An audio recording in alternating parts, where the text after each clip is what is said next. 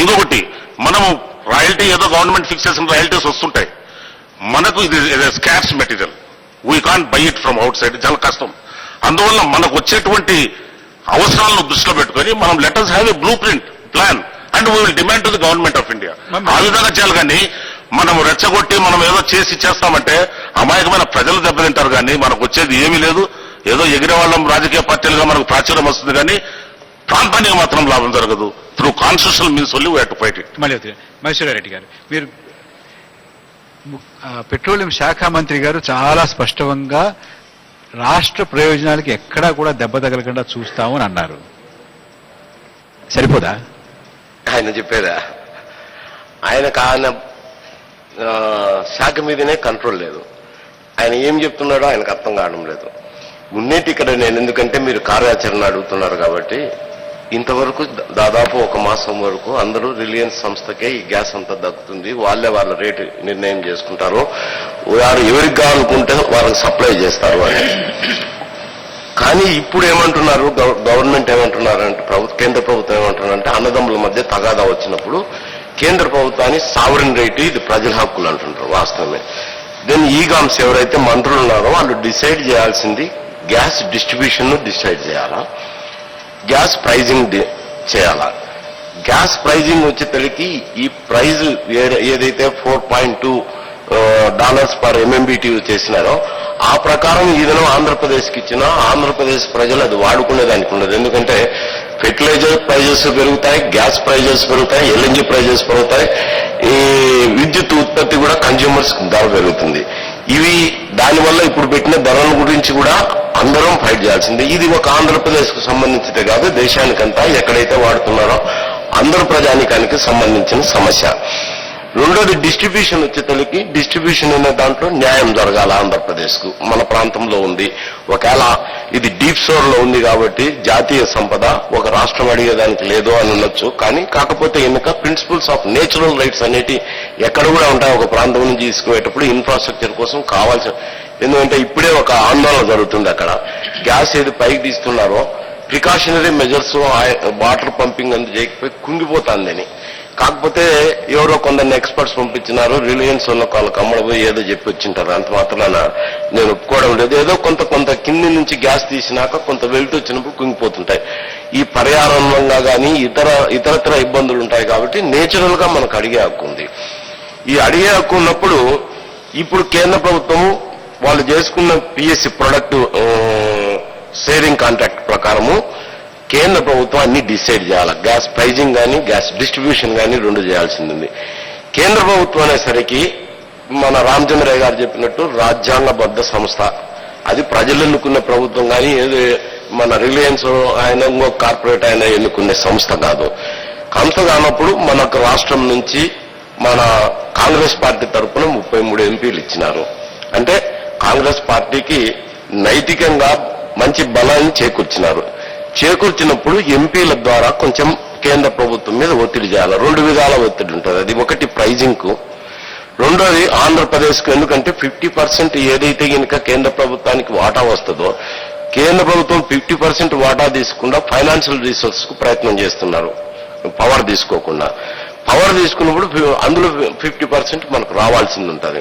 ఇప్పుడు రాయల్టీలో సెస్ మీదనే ఏదో కొంత భాగం ఇస్తారు. కానీ ఫైనాన్స్ కమిషన్ కూడా 12th ఫైనాన్స్ కమిషన్ కూడా వాళ్ళు సూచించారు, మీరు గ్యాస్ తీసుకోండి ఆంధ్రప్రదేశ్కి ఇవ్వండి అని.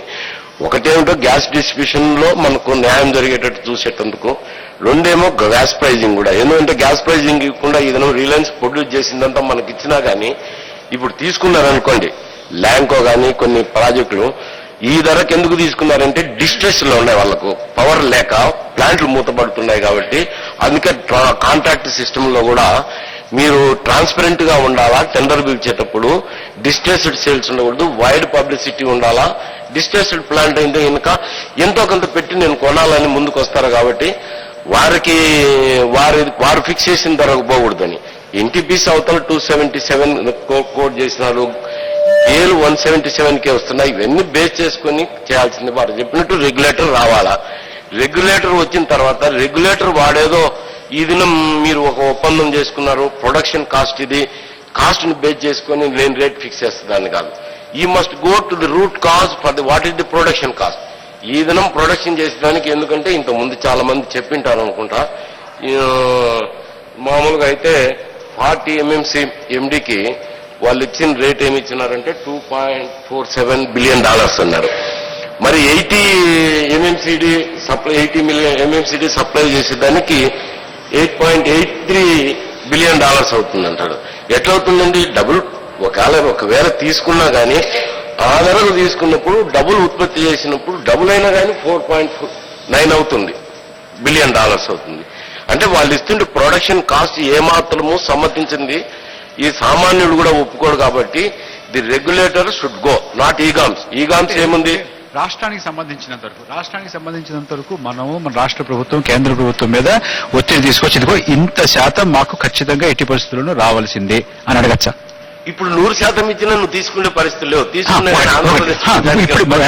వెంటనే ఉపయోగించుకోకపోవచ్చు, కానీ వెంటనే ఉపయోగించుకోకపోవచ్చు. ఒక క్షణం ఇప్పుడు వెంటనే వారు ఇచ్చేసినా కూడా మనం తీసుకుని ఉపయోగించుకోలేకపోవచ్చు. కానీ అది మనది, మన ఖాతాలో ఉంది అని అనుకుంటే ఇవాళ కాకపోతే లేదండి, పొరపాటు పడుతున్నారు మీరు. గ్యాస్ ప్రైజింగ్ జరగనంత వరకు మన వాటా మనం ఇచ్చినా గానీ 100% ఇచ్చినా గానీ తీసుకునే పరిస్థితి. నేను ఏమంటున్నానంటే ఏది కూడా గ్యాస్ ప్రైజింగ్ కానీ డిస్ట్రిబ్యూషన్ కానీ రెండు కేంద్ర ప్రభుత్వం చేతిలో ఉన్నాయి, పిఎస్జీ కాంట్రాక్ట్ ప్రకారము, అగ్రిమెంట్ ప్రకారము.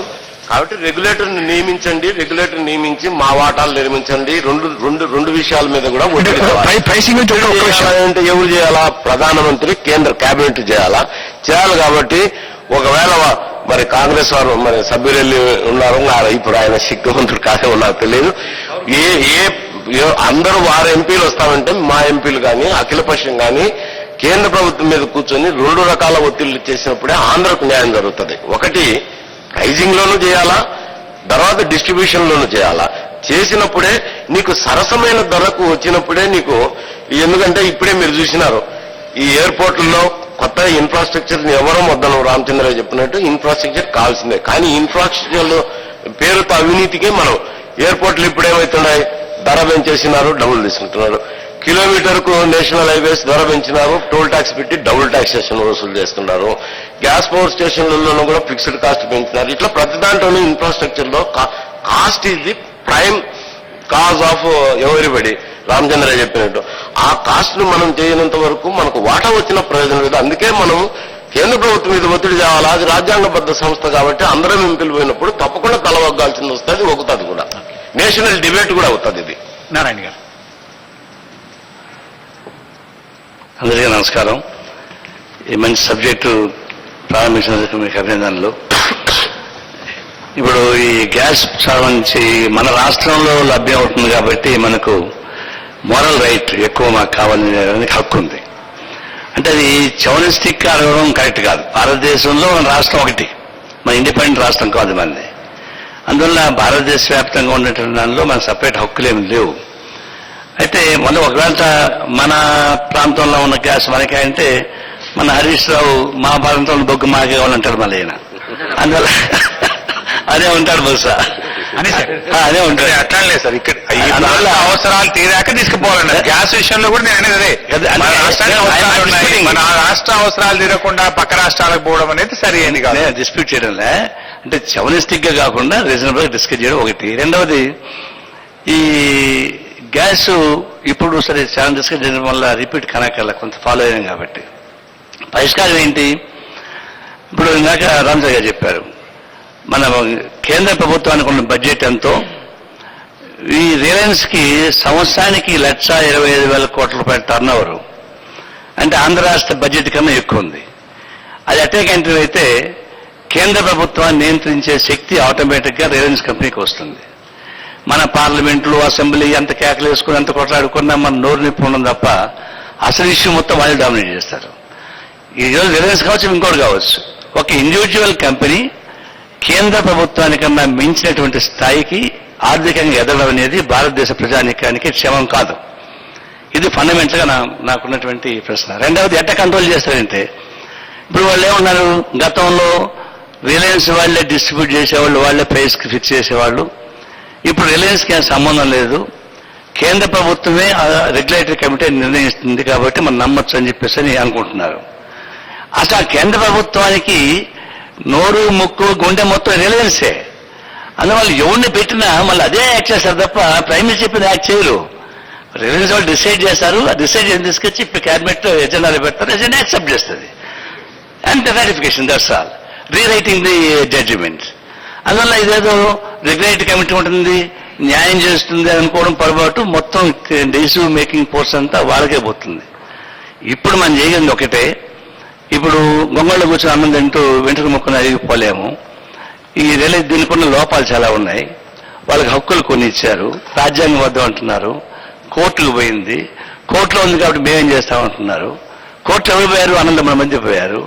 అనంతమ్మ మధ్య ఒక దోపిడీ ఏంటి?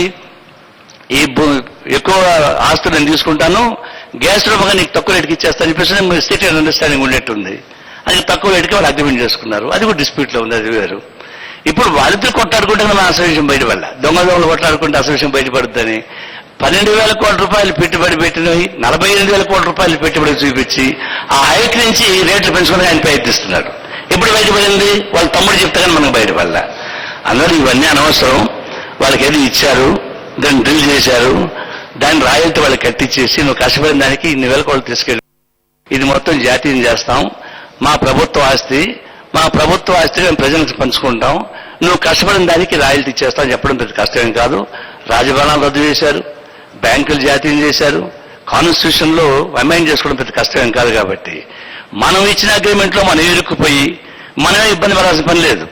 కాన్స్టిట్యూషన్ అమెండ్మెంట్ చేసినా సరే ఆ గ్యాస్ అథారిటీ కేంద్ర ప్రభుత్వం ఆస్తి అని చెప్పి వారికి ఏమన్నా రాయల్టీ ఉంటే రాయల్టీ ఇచ్చి పంపడం తప్ప వారితో బేరసాలు ఆడుకుంటా ఉంటే అది సాధ్యమయ్యే పని కాదు. నారాయణ గారు పేర్చి పెట్టగలరు. నారాయణ గారు అసలు ఇది బాగుంది. ఇది మొత్తం మీద కేంద్ర ప్రభుత్వం చేతిలో పెట్టాలంట. అంటే నేషనలైజేషన్ సాధ్యమా కాదా ఈ పరిస్థితుల్లో? సాధ్యమైంది, అది వేరే ప్రశ్న. కానీ సాధ్యమైంది కదా అని నారాయణ గారు అది సరే, అది ఒక భాగం.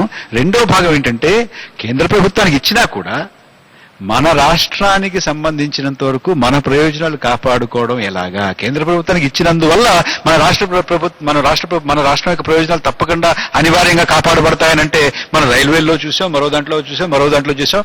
ఇప్పటికి కూడా కేంద్ర ప్రభుత్వంలో ఉన్నటువంటి మంత్రి గారు తప్పకుండా ఆంధ్రప్రదేశ్కి మేము న్యాయం చేసి తీరుతాం అనేటువంటి మాట స్పష్టంగా చెప్పినటువంటి దాఖలాలు కనపడడం లేదు. న్యాయం ఇప్పుడు వాళ్ళు న్యాయం చేకూర్చాల్సిన పని లేదండి. మనకు హక్కు ఉంది. ఈ హక్కుని మనం సాధించుకోవడానికి మనం ప్రయత్నం చేస్తున్నాం. మన సంగతి ఏంటి? మన రాష్ట్రంలో కూడా మన రాష్ట్రంలో గ్యాస్ మన రాష్ట్రంలో లభ్యం అవుతుంది కాబట్టి మనకు ప్రయారిటీ ఉంది, మనకు హక్కు ఉంది. మన రాష్ట్రానికి అవసరాన్ని సరిపోనా తీసుకున్న తర్వాత మనం బయటకు వెళ్ళడానికి మనకు అభ్యంతరం లేదు. అయితే దీనికి అనేక లింకులు పెట్టచ్చేమో కానీ మన రాష్ట్ర ప్రయోజనాలు పూర్తిగా పరిపూర్తి అయ్యేంత వరకు మనం న్యాయం చేకూర్చాల్సిందే. ఆ తర్వాత వాళ్ళు బయట చూసుకోవాలని చెప్పేసి దాని మీద మాకేం డిస్ప్యూట్ లేదు, ఫైట్ చేయాల్సిందే. ఎట్లా ఫైట్ చేస్తారంటే త్రూ కాన్స్టిట్యూషన్ ఫైట్ చేయలేము, పీపుల్స్ మూవ్మెంట్ పైన చేయాలి. రామచంద్ర గారు భయపడుతున్నారు జనాన్ని రెచ్చగొడితేటని. జనం ఉద్యమం లేకుండా, పీపుల్స్ పార్టిసిపేషన్ లేకుండా పాలసీస్ మారవు. ఈ పాలసీ మారాలన్నా మన రాష్ట్రానికి రిలయన్స్ ఒక్క నిమిషం ఆ శక్తి ఉంటే కదా రాజ్యాంగ పద్ధతులు ముందు ఉపయోగించారు. ఎవరు చెప్పారు? అది కాదు, ఆసక్తి ఉంటే మనం ఇక్కడ దాకా అడుకోవాల్సిన పని ఏముంది? మన కళ్ళకి ఎదురుగానే గ్యాస్ తీసుకెళ్తా ఉంటే చూస్తూ గుడ్లో కూర్చున్నాక శక్తులు మీద అనుకుంటే ఎట్లా? అందువల్ల జనాన్ని మనం మొబిలైజ్ చేయడం ద్వారా, సాగించడం ద్వారా మన ప్రతినిధులు వేరే వారి ప్రతినిధుల ముందు అది ప్రయత్నం చేయాలి. కాకపోయినప్పుడు ప్రజలకు కూడా వెళ్ళట్లేదు. అవును, ఇప్పుడు 33 మంది పార్లమెంట్ సభ్యులు కాంగ్రెస్ పార్టీ తీసుకుపోయాక పెట్టారు. కేంద్ర ప్రభుత్వం డిపెండెంట్ దీనిపైన. మరి నిజం కాంగ్రెస్ పార్టీ ముందుకు వచ్చి ఒక రిజర్వేషన్ పెట్టండి, అసెంబ్లీలో తీర్మానం పెట్టించండి, అందరూ సపోర్ట్ చేస్తారు. ఊరికి సపోర్ట్ రిజర్వేషన్ అయిపోయింది, తీర్మానం పెట్టడం కాదు.